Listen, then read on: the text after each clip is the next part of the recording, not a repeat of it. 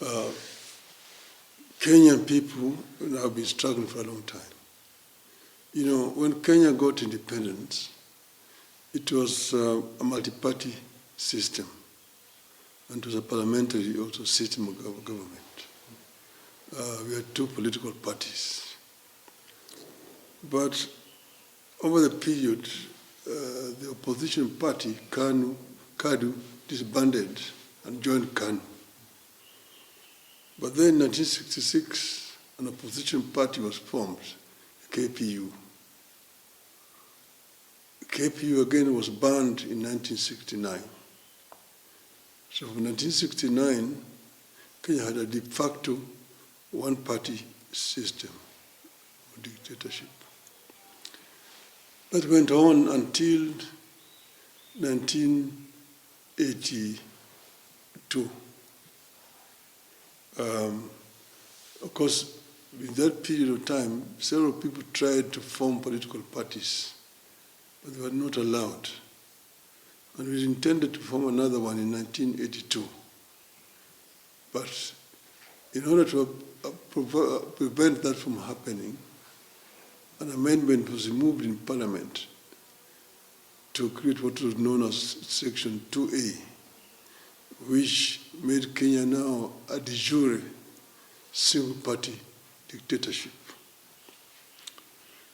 From that time onwards, of course, there was other developments which were basically eroding people's rights in the system. In 1988, they came up with what they called direct democracy, 1988 elections, which was called the Mlolongo system, where people were supposed to, in preliminary elections, people would go and would queue behind candidates.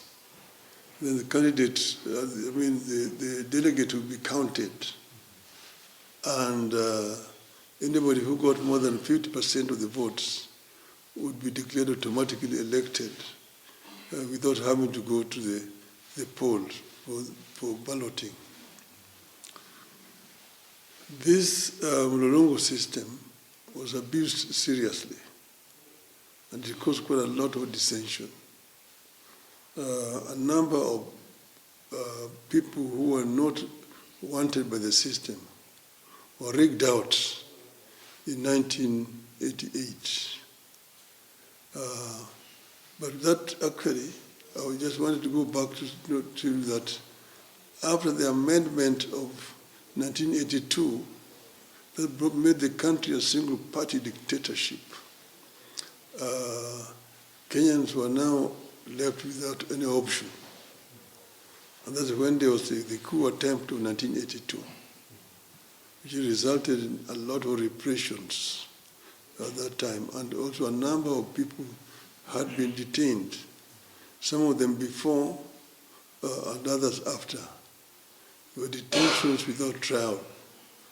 Several people were detained, people like Maina Kinyati, Kuigwa Mwere, Julia Nyona, William Tunga, Katama Mkangi, several of them had been detained. A number of them from University of Nairobi, like Mkaru Nganga, Professor Edward Oyugi, and so on. I want to say that the political system itself had become very repressive indeed. So after the elections of 1988, come now 1980, the people had had enough. And one of those people who had been rigged, or some of those who had been rigged, was late Kenneth Matiba and Charles Robia. Now in 1988, now in May 1988, in 1990, to be exact, I think it was 2nd of May 1990, Kenneth Matiba and Charles Robia issued a press, they addressed a press conference in which they said that Kenya was now ripe for multipartyism, and that they wanted to ask the Kenyans to go and express themselves, see if they want multipartyism or they don't want multipartyism. They proposed a rally at Kamukunji grounds, the historic Kamukunji grounds, to be held on the 7th of July. 7th of July, this is 1990. So after that press conference, there was, of course, an orchestration of condemnation from the system. They were these were tribalists, anarchists, who want to create chaos in the country. Kenyans do not want multipartyism. Kenyans are against multipartyism and so on. So this was orchestrated by the KANU machinery, which was then very powerful. I had myself just been released from my 3rd detention at that time. Me and Kenneth Matiba had been friends for a long time. We used to manage soccer together in the early 70s. So Matiba then came to look for me in my office. And he told me that the way things are going, these people are likely to detain us.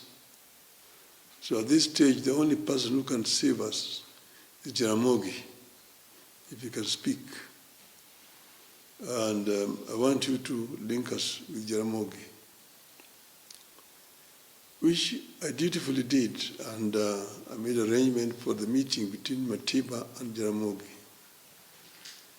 Matiba came, and then he explained to Jaramogi that you were like a cock that crew too early, when most of Kenyans were deep asleep. But now Kenyans are awake, and they are ready for what you had wanted. And we want you to be there and lead us, and we will be supporting you to go and challenge this government. Jaramogi asked him to bring his friend, Charles Robia. So they came the following day with Robia. And Jaramogi was with Oneko and Lukobok. They talked, and eventually they agreed that we would form a movement going forward to pressure for the formation of, for the repeal of Section 2A. After that meeting, that night, a contingent of, I think it was security officers, attacked Matiba's home in Riara. Matiba had gone back to Diani, where he had been staying, and they injured his wife at night. So in the morning, we were told that Mrs. Matiba was in Nairobi Hospital, ICU. We were planning to go and see her when Matiba called us and said, wait for me to come so that I can receive you at the hospital, which we did. And then we went to the hospital to see Edith Matiba with Jaramogi. After that, Jaramogi addressed a press conference. That was the end of it. That day we agreed with Matiba that we would meet at his residence the following day.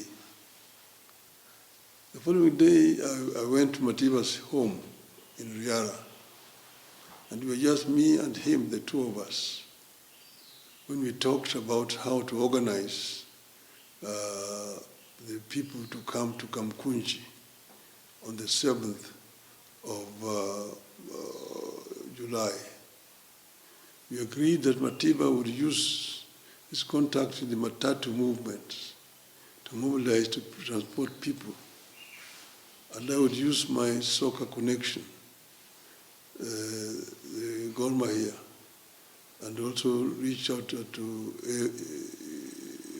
AFC to bring the people to Kamukunji.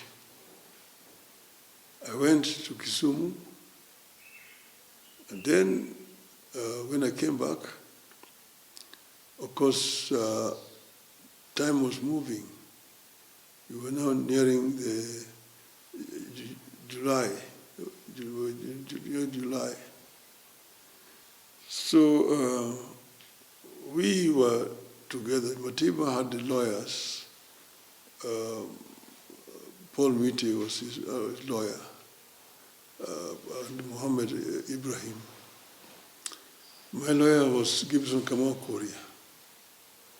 So one day when I went to my office in the morning at Ajib House at 8 o'clock in the morning, I found police officers just standing there near the lifts.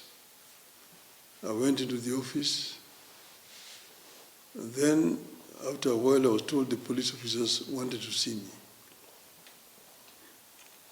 They came and told me that they are not going to harm me. They've been sent there. Their only instructions were to ensure that Matiba and Rubia do not come to the office to see me. And that I was also not allowed to go and see them because there are officers also in their offices, including Muites and Kamukunji. I told them that I don't mind Matiba, Rubia, and Muiti, but Kamukunji was my lawyer, the lawyer of the company for which I was working. And if I cannot see my lawyer, I cannot do business. So after calling, I was told that I could see my lawyer. I went to my lawyer and I found officers there. And but I managed to see him. I came back, but then the following day, on the 2nd of May, we had information that Rubia and Matiba had been arrested. After that, I made a statement saying that the meeting, the Saba meeting would go on. See. Then pressure was mounting. Now on the 4th of May, officers came to my office. And this is July, sorry. On the Rubia and Matiba were arrested on the 2nd of July. And me, I was now arrested on the 4th of July. That day, they arrested Gitumu Manyara, they arrested John Khaminwa. Paul Muite managed to hide. Great Murungi was in Addis Ababa for a conference and moved from there to the US. Gibson Kamukunji moved to the US embassy here into hiding. And from there he was taken to the US into exile. Then now I was of course in the detention in committee, but in a different block from where Matiba was, and Rubia. Then we were held now in the detention, but the people decided to move on without us. And on Saba Day, 7th of July, 1990, the people moved towards Kamukunji. There was, of course, a lot of force used by the police, shooting the unarmed civilians. And over 20 people were shot and killed. Quite a number were maimed. Of course, in detention, you would just get whispers of what was happening. But that basically was the Saba Day. How it was. There have been stories being told about the other event. You can see some pictures which are in the press, like today. Some of the people on the back of the truck, Shikuku and Orengo. That picture was on 16th of November, 1991. That is not Saba.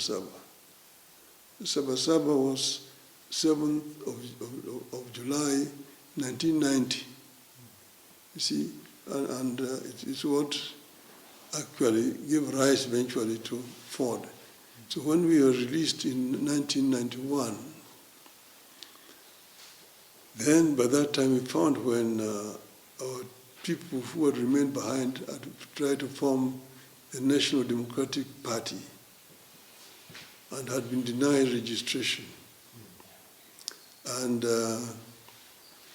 after that, they went to court. And when they went to court, they were not, the court, of course, could not change anything because they said that the Constitution tied their hands. And it was after that that we then decided that we form a pressure group. And this pressure group, this time, we sat down, we were 5 of us. This is Paul Muite, James Orengo, Anyang Nyong'o, Juager, and myself.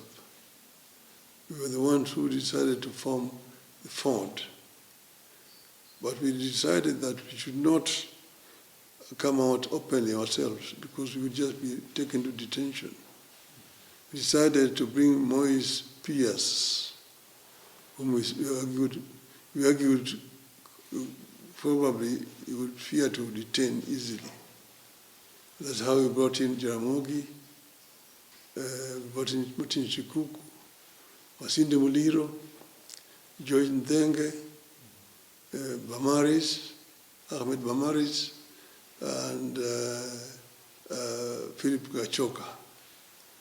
And we decided to form a pressure group called Forum for Restoration of Democracy. And that, the movement that now marshaled people.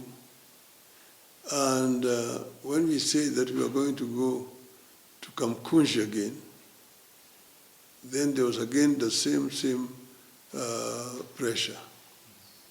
And that's why I was advised that if I did not leave the country, they would harm me physically.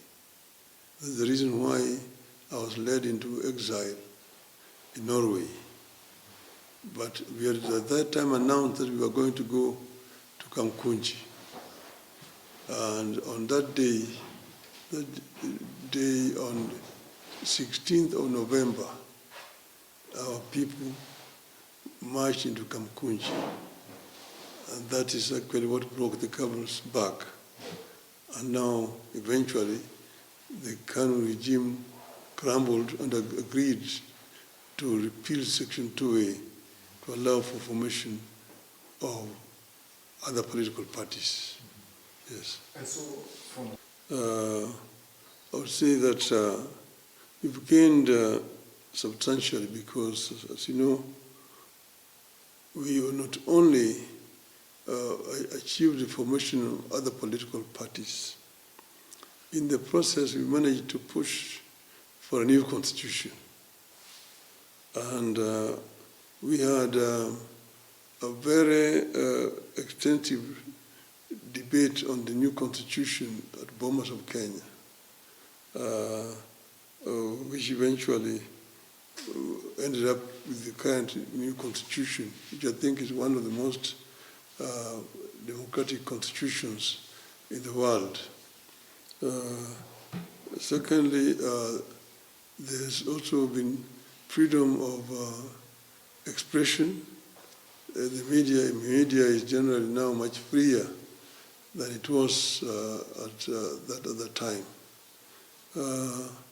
But we have not achieved everything that we want. You can see, for example, violations of human rights still abound here. You've seen police being able to shoot people, to kill.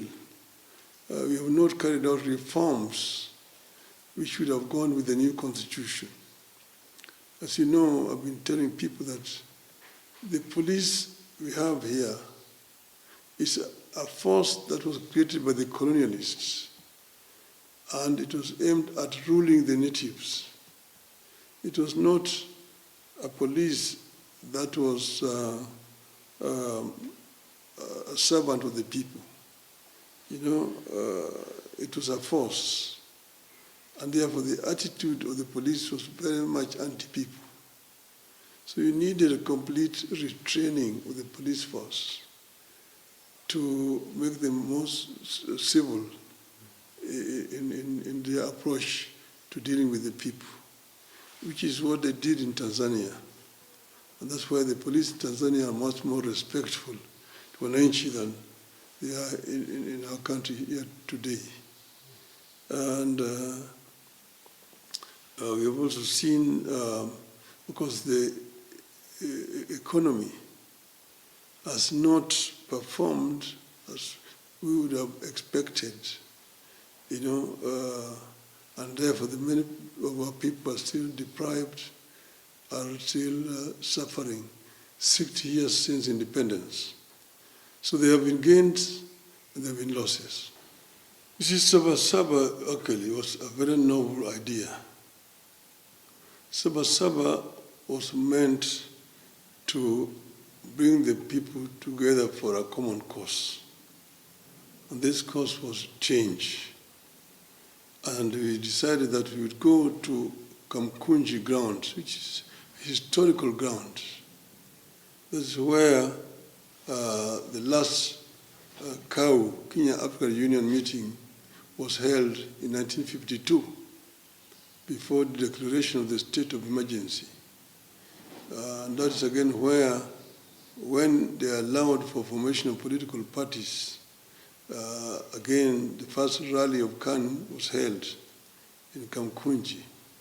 So Kamukunji, that is also why eventually when they lifted Section 2A and allowed for formation of political parties, and the first party to be registered was the Forum for Restoration of Democracy. The first rally was held at Kamukunji.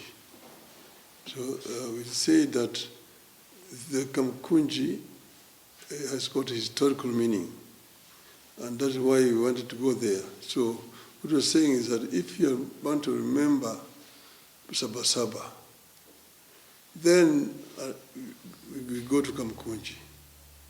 I always go to Kamukunji, even quietly, but I always go there on Saba Day to just go and remember the people who lost their lives there. So my idea would be we go to Kamukunji tomorrow, because if you're talking about protesting, you are protesting, where is this protest going to start? And where is it going to?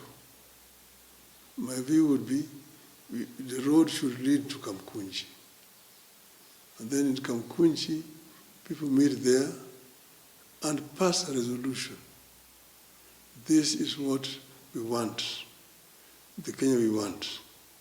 To me, that would be the best way to remember people who have died fighting for the right of the people of Kenya.